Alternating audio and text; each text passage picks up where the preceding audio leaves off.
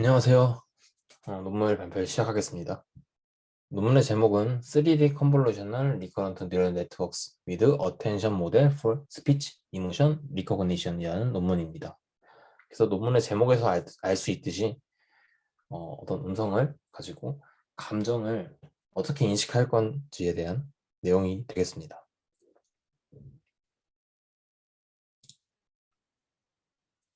그래서 먼저 음성의 파형을 나타낸 그래프인데요. 왼쪽과 오른쪽 모두 같은 음성을 나타내는 것입니다. 근데 이제 위에 써 있는 것이 왼쪽에는 샘플링 레이트 48kHz, 오른쪽에는 16kHz라고 나타나 있습니다. 샘플링 레이트라는 것은 1초에 몇 번 샘플링을 할 것이냐는 건데요. 그렇기 때문에 왼쪽에서는 1초에 48,000번, 오른쪽은 1초에 16,000번을 샘플링하게 됩니다. 그래서 그래프의 이제 아래 축을 보시면 값이 이제 왼쪽이 3배 더 큰 것을 알 수 있습니다. 왜냐면 3배 더 많은 샘플링을 했기 때문에 당연히 3배가 더 크겠죠. 그래서 각각에 대한 음성을 들어보겠습니다. 먼저 48kHz의 음성입니다. 에피타이저 정말 좋아해. 그것도 괜찮은 생각인 것 같아. 네, 다음은 16kHz입니다. 에피타이저 정말 좋아해. 그것도 괜찮은 생각인 것 같아. 네, 두 개의 음성을 들었을 때 그렇게 큰 차이는 없지만 이제 48kHz 쪽이 확실히 선명하다는 것은 이제 알 수 있겠고요. 그렇지만 이제 16kHz를 사용하는 것이 어떤 실제 실험 결과에 그렇게 큰 영향을 미칠 것 같지 않다는 생각을 할 수 있습니다.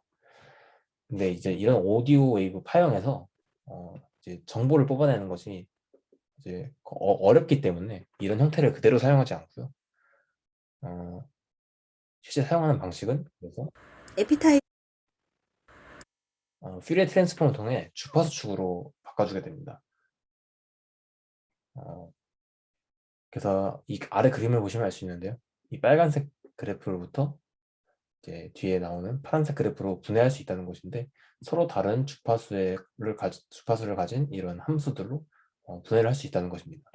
그래서 이런 함수가 이 오른쪽에 이런 프리퀀시 도메인에서 앰플리튜드를 갖는 이런 형태로 바꿀 수 있게 됩니다. 그래서 이런 것을 근데 신호 전체에 한 번에 퓨리에 트랜스폼을 가하는 것이 아니라 어떤 짧은 구간에 대해서 이 빨간색 박스처럼 잘라서 진행을 하게 됩니다. 이렇게 진행을 하는 이유는 음성의 특징이 계속 시간이 지나면서 계속 바뀌게 됩니다. 그렇기 때문에 작은 구간을 잘라서 이제 퓨리에 트랜스폼을 취하게 되는데요. 이때 프레임 사이즈는 보통 20ms에서 40ms에 사용하는데 이것은 어떤 기준이냐 하면은 사람이 발음할 때 음소 다리를 발음하게 되면 그때의 특징은 거의 변하지 않는다고 합니다. 그래서 그 음소를 발음하는 단위가 20ms에서 40ms이기 때문에 그것을 기준으로 잘라서 사용하게 됩니다. 그래서 윈도우는 이 사이즈 사용하면서 절반씩 오버랩을 시키면서 이제 진행을 하게 돼서 이렇게 절반이 겹친 상태로 계속해서 잘라서 프리 트랜스폼을 해주게 됩니다. 그 다음은 윈도잉에 대한 내용인데요. 먼저 왼쪽을 보시면 이런 주기 함수가 있을 때 퓨리에 트랜스폼을 통해서 이제 주파수 도메인을 바꾸게 되면 이런 값이 나와야 됩니다. 근데 저희는 이제 프레임을 잘라서 사용을 하게 되잖아요. 그렇게 되면 주기 함수도 이렇게 끝이 잘려버려가지고 연속적이지 못한 함수가 나와서 이런 함수를 퓨리에 트랜스폼을 취했을 때 다른 프리퀀시에 대해서 이제 앰플리튜드 값이 발생하게 됩니다. 그래서 이 값이 양쪽으로 누수되었다고 보는 것입니다. 그래서 이렇게 되면은 원래 특징이 하나만 나와야 되는데 다른 특징이 도드라지면서 상대적으로 이 특징이 죽게 되는 그런 현상입니다. 그래서 이런 것을 어떻게 줄여줄 수 있을까 하나 나온 것이 이런 해닝 펑션 같은 한 펑션 같은 거를 통해서 끝을 이렇게 0에 수렴하게 실제 웨이브 펑션에 이제 0을 이런 펑션을 곱해서 양 끝단이 0으로 수렴하게 만들면 결국에는 이 왼쪽 끝단과 오른쪽 끝단이 이어지기 때문에 주기 함수로 볼 수 있게 됩니다. 그래서 이러한 펑션을 취한 다음에 퓨리어 트랜스폼을 취하면 이제 아래와 같은 값이 나오게 되는데요. 그래서 결국에 우리가 원래 얻고 싶었던 앰플리튜드 주원값만 좀 더 살아났고 나머지 값은 조금 더 떨어지는 것을 확인할 수 있게 되겠습니다. 그래서 이런 윈도우잉 작업을 거치게 되고요. 그래서 전체적으로 스펙트로그램을 만드는 방법은 이런 시그널에서 윈도우 사이즈로 자르고 자른 윈도우 사이즈에서 그 한 펑션을 통해서 윈도잉을 해서 끝을 0에 수렴하게 만들어줍니다. 그런 시그널을 이제 퓨리어 트랜스폼을 거쳐서 나온 아웃풋이 이 오른쪽에 보시는 그림의 가로 한 줄이라고 보시면 되겠습니다. 그래서 여기 축이 각각 축이 이 축은 이제 프리퀀시 축이고요. 한 줄이기 때문에 계속 프레임 단위로 한 줄씩 한 줄씩 쌓이게 됩니다. 그래서 왼쪽 축은 타임 스텝, 오른쪽은 프리퀀시 축이라고 보시면 될 것 같습니다. 네, 그래서 다음은 이제 로그의 스펙트로그램인데요.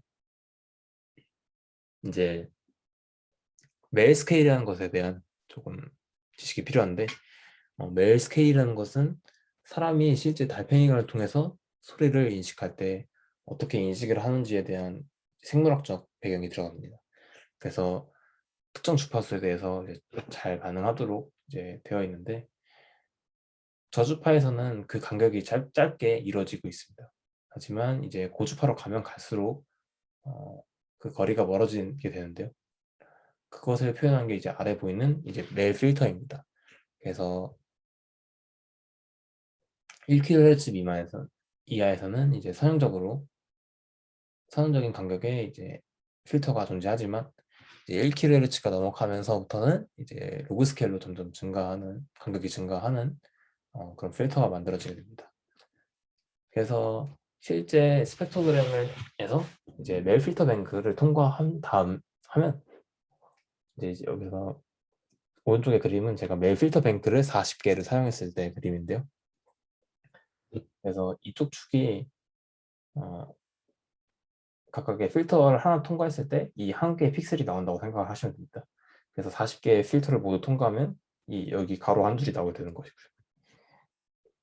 그래서 각각의 타임 스텝에 대해서 똑같이 다 진행을 해서 나온 것에 이제 로그를 취하면 이제 오른쪽에 보이는 로그멜 스펙트로그램이 됩니다.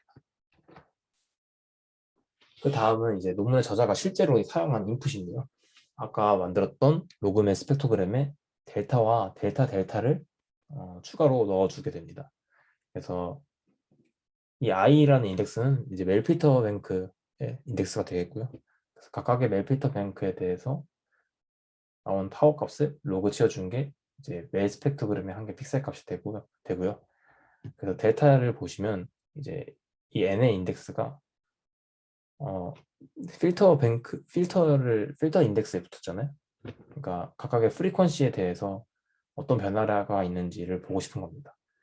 그래서 보통 이 라지 n 값은 이 정도에 써서 필터 뱅크 그 두 개 안쪽에서 어떤 변화가 일어나는지를 보고 싶은 겁니다. 그래서 그런 식으로 델타와 델타에 대한 인풋을 만들어주게 되는데 여기서 논문의 저자가 말하는 것은 이제 이런 영감을 얻은 것은 이전에 MFCC에서 델타와 델타를 사용해서 이런 감정 인식을 했을 때 실제로 성능이 올라갔기 때문에 영감을 얻었고 저자가 생각했을 때는 이런 특징을 넣을 때 사람마다 어떤 말투나 아니면 말하는 공간에 따라서 조금 편향된 피처가 들어갈 수 있는데 그런 피처들을 이제 델타와 델타를 통해서 잡아내면 실제로 이제 스피치 레코그니션 그러니까 스피치 이모션 레코그니션을 할 때 그 이모션과 상관없는 피처들을 제거할 수 있다고 주장을 합니다. 그래서 다음은 모델의 아키텍처인데요. 그래서 아까 말한 로그멜 스펙트로그램과 델타를 쌓아서 그것을 인풋을 넣게 됩니다. 그래서 타임 스텝, 프리퀀시, 이제 채널 이렇게 3차원의 인풋이 만들어지게 되겠고요. 이런 인풋을 이제 수업 시간에 배웠던 컨볼루션 레이어를 통해서 하이레벨 피처를 뽑게 됩니다. 그 다음에 이제 리니어 레이어가 달려 있는데요. 이 리니어 레이어는 말 그대로 가중치를 곱하는 그런 레이어인데 왜 그 가중치를 곱해주냐면 그러니까 액티베이션 통과하지 않고 어떤 가중치만 곱해서 이제 내보내게 되는데, 그거 작업을 하는 이유는 레이어에 이제 단을 줄여줘서, 그 노드 수를 줄여서 하이퍼 파라미터를, 죄송합니다. 그 모델의 파라미터 수를 줄이기 위해 사용했다고 합니다. 그래서 이 컨볼루션의 아웃풋이 결국엔 타임 스텝, 프리퀀시, 채널 이렇게 나오게 되는데, LSTM에 들어가기 위해서는 타임 스텝, 어떤 인풋 이렇게 돼야 됩니다. 그렇기 때문에 그 인풋을 만들어줄 때 채널과 프리퀀시를 곱한 사이즈가 이제 인풋이 되게 되는데요. 그래서 논문의 저자는 이제 256개의 채널에 마지막에 플링까지 다 건넨 프리퀀시 축이 10이 됩니다. 그래서 2560인데 이 리니어 레이어를 통해서 780개, 700 정확히는 기억이 안 나는데 700개쯤까지 이제 줄여주게 됩니다. 그렇게 되면 확실히 이제 파라미터 수가 많이 줄 수 있다는 것을 알 수 있습니다. 그래서 줄게 된 이런 인풋을 각각의 LSTM에 인풋을 넣게 되고, 이때 LSTM은 바이디렉셔널 LSTM을 사용합니다. 바이디렉션을 사용하는 이유는 원래 LSTM이 어떤 정보가 순차적인 방향에 대한 정보만 있을 때는 굳이 바이디렉션을 사용하지 않고 한 방향에 대한 LSTM을 사용하지만, 이 감정 정보 같은 경우 꼭 이제 순방향에 대한 정보뿐만 아니라 어떤 역방향에 대한 정보가 필요할 수도 있기 때문에 이런 바이디렉션 LSTM을 구조를 사용한 것 같고요. 그 다음은 이제 어텐션 레이어를 추가한 다음에 마지막으로 어텐션 레이어의 아웃풋을 통해서 이제 클래시피케이션을 하기 위해 이제 풀리 커넥티드 레이어가 들어가게 됩니다. 그래서 풀리 커넥티드 레이어의 아웃풋을 이제 소프트맥스를 거쳐서 다음과 같은 이제 어떤 감정일 확률, 이런 인풋이 들어왔을 때 해피일 확률이 82% 이런 식으로 아웃풋을 뵙게 되는 것입니다. 그래서 다음은 어텐션 레이어인데요. 어텐션의 개념은 결국에 내가 이런 인풋이 들어왔을 때, 아니, 이런 임무를 할 때 어디를 좀 주요해서 보겠다라는 그런 개념으로 생각하시면 되겠습니다. 그래서 이 알파 t는 어텐션 스코어라고 하는 건데요. 그래서 각각의 히든 스테이트에 가중치를 곱해서 익스포넨셜을 취한 건데요. 이 함수는 소프트맥스 함수입니다. 그래서 각각의 이제 히든 스테이트의 가중치를 곱한 값을 확률로 이제 나타내 주는 건데요. 그래서 만약에 이런 이모션을 클래시피케이션 하는데 뭐 여기에 히든 스테이트가 집중해서 봐야 된다라고 하면은 이런 알파 3의 어텐션 스코어는 커지는 방향으로 학습을 하게 됩니다. 그래서 그런 어텐션 스코어와 히든 스테이트의 곱이 다 더해진 것이 이제 C가 되고요. 이런 C로부터 이제 풀리 커넥티드 레이어를 거쳐서 클래시피케이션을 하게 됩니다. 그래서 실험은 총 2가지 데이터셋에 대해서 실험을 하게 됩니다.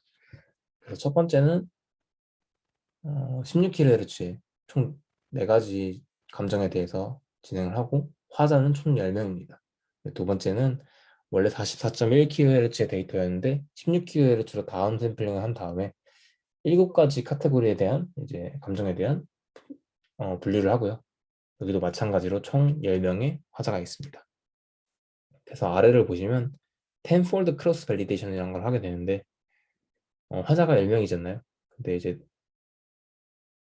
그러면 텐폴드를 하면 한 명의 화자는 테스트가 되고 나머지 한 명의 화자는 밸리데이션, 그리고 나머지, 제가 설명 잘못했네요. 죄송합니다. 그래서 한 명의 화자가 테스트가 되고 나머지 9명이 이제 남게 되는데, 그 중에 한 명이 이제 밸리데이션이 되고 나머지 8명의 화자가 트레이닝이 됩니다. 그런 식으로 10번을 총 반복을 해서 어,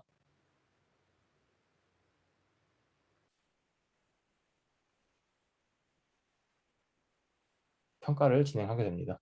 근데 이제 텐폴드를 하게 되면서 한 명의 화자가 이제 테스트 데이터셋이 되는 거기 때문에 음, 이제 라벨의 비율을 맞출 수 없습니다. 그래서 일반적으로는 애큐레시로 평가를 할 때는 이제 테스트셋에서 비율이 7개 라벨이 있으면 웬만하면 7개 라벨의 개수를 다 맞춰서 평가를 하는 것이 이제 올바른 방식인데요. 여기서는 그렇지 못하기 때문에 어, unweighted average recall이라는 평가 방식을 사용합니다. 그래서 예를 들어 해피에 대해서 데이터가 만 개가 들어오고 테스트가 앵그리가 10개, 새드가 10개, 노출이 10개라 했을 때 이게 좀 극단적인 상황인데요.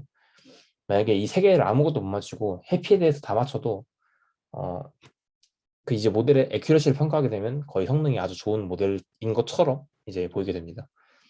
하지만 이제 unweighted average recall은 이제 각각에 대한 애큐러시를 다 구해서 더한 평균을 취하는 것으로 이제 그러면 뭐 100%, 0%, 0%, 0%니까 이 모델의 성능은 25% 정도밖에 안 되네 이렇게 평가를 할 수 있게 되는 것입니다.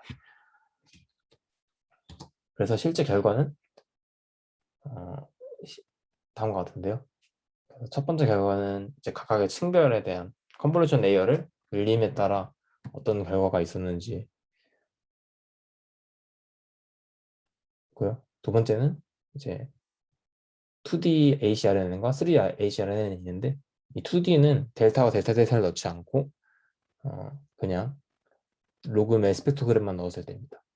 그래서 3D 인풋을 넣었을 때 확실히 유의미하게 성능 증가가 있었다는 것을 이제 결과로도 보여주고요. 근데 다만 이제 오른쪽에 컴퓨전 매트리스를 보시면 이제 각각의 클래스에 대해서 대각선 성분만 보면 잘 맞춘 걸 알 수 있는데 그래서 보는 방법은 이런 앵글이란 데이터가 들어왔을 때 앵글이도 평가했던 개수의 분포고 세드로 평가했던 확률, 해피로 평가한 비율이라고 하시면 됩니다. 뉴트럴 평가한 비율이 되겠습니다. 그래서 이 대각선을 다 더해서 평균을 취하면 이제 unweighted average 이퀄이 됩니다. 근데 이제 저자가 말한 것은 어떤 델타와 델타를 사용해서 그 스피커 간의 그런 스피커의 특성을 제거하고 순전히 이제 이모션에 대한 피처만을 뽑을 수 있다고 주장을 했는데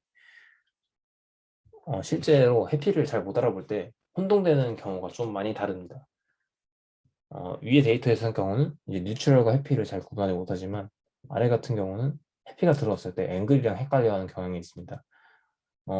그래서 제 생각에는 이런 결과는 어떤 잘 제거했다기 보기 어렵고 데이터셋에 좀 치중된 결과를 얻은 것으로 저는 해석을 하고 있습니다. 그래서 어떤 그런 감정의 불필요한 피처를 델타와 델타로 제거하지 못했지만 그런 추가적인 정보를 넣음으로써 어떤 유의미한 성능 향상이 있었다는 것을 알려주는 논문이었습니다. 감사합니다.